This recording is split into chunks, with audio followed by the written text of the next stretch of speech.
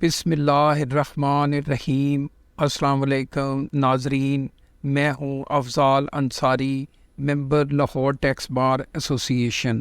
آئیے چلتے ہیں آج کی گائیڈ لائن کی طرف۔ جی، آج کا ہمارا ٹاپک ہے deductions not allowed for business. جی، اس میں ہم ڈسکس کریں گے کہ انکم ٹیکس آرڈیننس کے مطابق کون کون سے ایکسپنسز ایسے ہیں کہ جو ہم ایز این ایکسپینس کلیم نہیں کر سکتے، جنہیں ان ایڈمیزیبل ایکسپنسز کہتے ہیں۔ جی، یہ بہت امپورٹنٹ ٹاپک ہے، تو آئیے شروع کرتے ہیں۔ جی، یہ سیکشن نہ صرف بزنس پہ بلکہ جو تمام قسم کی جو انکمز ہیں، ہیڈ ہیں، ان کے اوپر یہ اپلائی ہوتا ہے، جس میں income from business, income from property, capital gain اور انکم فرام ادر سورسز۔ تو ان کے اگینسٹ جتنے بھی ایکسپنسز ہوتے ہیں تو ان کے اوپر یہ سیکشن 21 اپلیکیبل ہوتا ہے۔ تو آئیے دیکھتے ہیں اسے۔ جی، اس میں سب سے پہلے ہم دیکھتے ہیں کہ سیکشن 21 کا سب کلاز ہے اے۔ اس میں کوئی بھی سیس ریٹس اور ٹیکس جو کہ پروفٹ کے اوپر ہو، یعنی جیسے انکم ٹیکس ہے ہم پے کرتے ہیں، تو وہ ایکسپنس کلیم نہیں ہو سکتا۔ جی، اسی طرح اگر کوئی ٹیکس ڈیڈکشن ہوئی ہے تو وہ بھی ایکسپنس کلیم نہیں ہوگا۔ فرض کیا ہم نے کہیں سپلائی دی ہے اور ہمارا ٹیکس ود ہیلڈ ہوا ہے، تو جو ود ہیلڈ ٹیکس ہے وہ ہم ایز این ایکسپنس کلیم نہیں کر سکتے۔ جی، اس کے بعد اگر ہم ود ہولڈنگ ایجنٹ ہیں اور ہم نے اس کے اوپر ود ہولڈنگ نہیں کی، تو ایسے ایکسپنس بھی ہم کلیم نہیں کر سکتے۔ اس میں یہ ہے کہ اگر پرچیزز کی اگر بات کی جائے تو اس میں یہ جو ڈس الاؤنس ہے وہ 20% سے ایکسیڈ نہیں ہوگا۔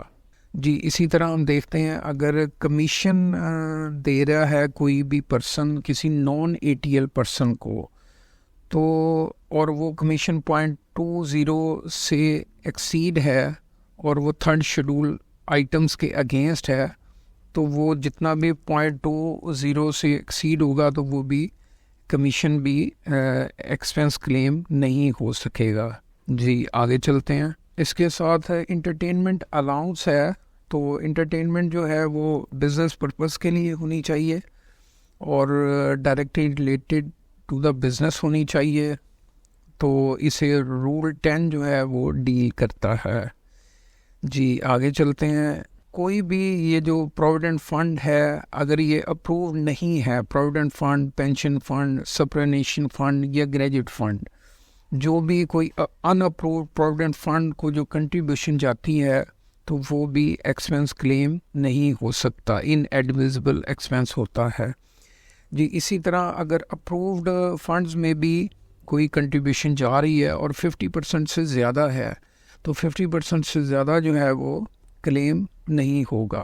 جی، اسی طرح ہم دیکھتے ہیں کہ پروویڈنٹ فنڈ میں اگر کوئی کنٹریبیوشن ہو رہی ہے اور 149 یعنی سیلری کے اوپر ٹیکس ود ہولڈنگ نہیں ہوئی، تو خواہ پروویڈنٹ فنڈ اگر ریکگنائز بھی ہے تو وہ ایکسپنس کلیم نہیں ہوگا، ان ایڈمیزیبل ایکسپنس ہوگا وہ۔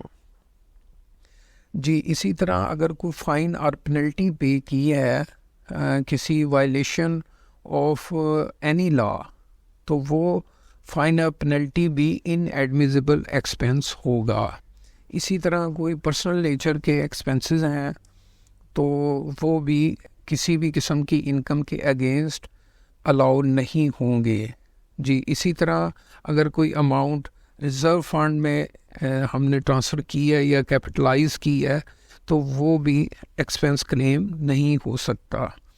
جی، اسی طرح کوئی بھی جو پروفٹ ہے، کمیشن ہے، سیلری ہے، وہ ہم ممبر آف AOP کو دیتے ہیں، یعنی پارٹنرشپ میں کسی بھی پارٹنر کو دیتے ہیں سیلری وغیرہ، تو وہ بھی ایکسپنس کلیم نہیں ہو سکتی۔ جی، آگے چلتے ہیں۔ جی، یہ جو سب کلاز L ہے یہ بہت امپورٹنٹ ہے۔ اس میں ہم دیکھتے ہیں کہ اگر کسی بھی سنگل ہیڈ جس کا ٹوٹل جو ہے وہ 2,50,000 سے ایکسیڈ کرتا ہے اور اس میں کوئی بھی ایکسپنس جو 25,000 سے ایکسیڈ کرتا ہو اور وہ بینکنگ چینل کے ذریعے نہ ہو تو ایسا ایکسپنس بھی کلیم نہیں ہو سکتا. یعنی ٹوٹل اس اکاؤنٹ کا جو ٹوٹل ہے 2,50,000 اور کوئی بھی ایکسپنس جو 25,000 سے زیادہ ہو اور وہ بینکنگ چینل کے ذریعے نہ پے ہوا ہو تو وہ ایکسپنس بھی کلیم نہیں ہو سکتا. تو اس میں یہ ایکسیپشن ہے یوٹیلیٹی بل فریٹ وغیرہ یہ ہم کیش کے ذریعے بھی پے کر سکتے ہیں.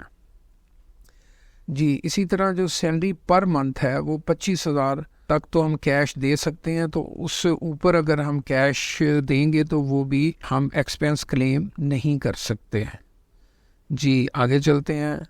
جی اسی طرح کوئی بھی جو کیپٹل نیچر کا ایکسپنس ہے تو وہ بھی ہم کلیم نہیں کر سکتے ایکسیپٹ سیکشن 22 اور 31 میں جو دیے ہوئے ہیں. جی اسی طرح جو اگر کوئی ایڈورٹیزمنٹ ایکسپنسز ہے اور وہ فارماسیوٹیکل مینوفیکچرر ہے اور 10% ٹرن اوور سے زیادہ ہے تو وہ ایکسپنس بھی کلیم نہیں ہو سکتا. اور اسی طرح جو یوٹیلیٹی بلز ہیں in excess of prescribed limits وہ بھی کلیم نہیں ہو سکتے. آگے چلتے ہیں. جی from October 1 October 2020 any expenditure attributable to sales. جی ایسی سیل اگر کوئی کرتا ہے کسی ایسے پرسن کو جسے سیلز ٹیکس میں رجسٹرڈ ہونا چاہیے تھا اور وہ یعنی جو سیل ہو رہی ہے وہ انڈسٹریل انڈرٹیکنگ کی طرف سے ہو رہی ہے کسی ایسے فرد کو جسے سیلز ٹیکس میں رجسٹرڈ ہونا چاہیے تھا اور وہ نہیں ہے, تو جو ایسے انڈسٹریل انڈرٹیکنگ کے جو ایکسپنس ہوگا جو اس سیل کے اگینسٹ ہوگا وہ ایکسپنسز کلیم نہیں ہوں گے. تو اس کا یہ فارمولا ہے, یعنی ہم سب سے پہلے دیکھیں گے کہ اے بٹا بی ضرب سی. اے جو ہے وہ ٹوٹل ڈیڈکشنز ہیں جبکہ تقسیم ٹوٹل ٹرن اوور سے اور ضرب جو ہے وہ جتنی سیل اس ایسے فرد کو کی گئی ہے تو اس میں وہ اس پرسن کا پرپورشنیٹ نکل آئے گا.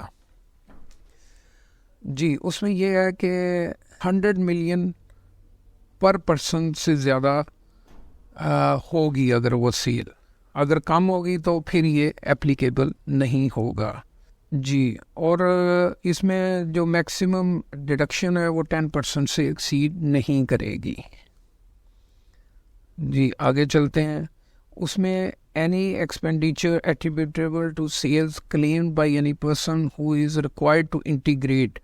جی کسی ایسے پرسن کو جسے ایف بی آر کی طرف سے integrate with F B R ہونا تھا یعنی پی او ایس وغیرہ لگوانا تھا وہ نہیں ہوا, تو وہ ایسی سیلز جتنی بھی وہ کرے گا پی او ایس کے بغیر تو وہ ان کے اگینسٹ جتنے ایکسپنسز ہوں گے تو وہ بھی ڈس الاؤ ہو جائیں گے. اور اس میں یہ ہے کہ 8% سے زیادہ یہ ڈس الاؤنس نہیں ہوگا. جی امید ہے آپ کو ہماری یہ ویڈیو پسند آئی ہوگی. آپ سے گزارش ہے کہ اس ویڈیو کو لائک اور شیئر کر دیں اور ہمارے چینل کو ابھی تک آپ نے اگر سبسکرائب نہیں کیا تو سبسکرائب بھی کر دیں. آپ کا بہت شکریہ.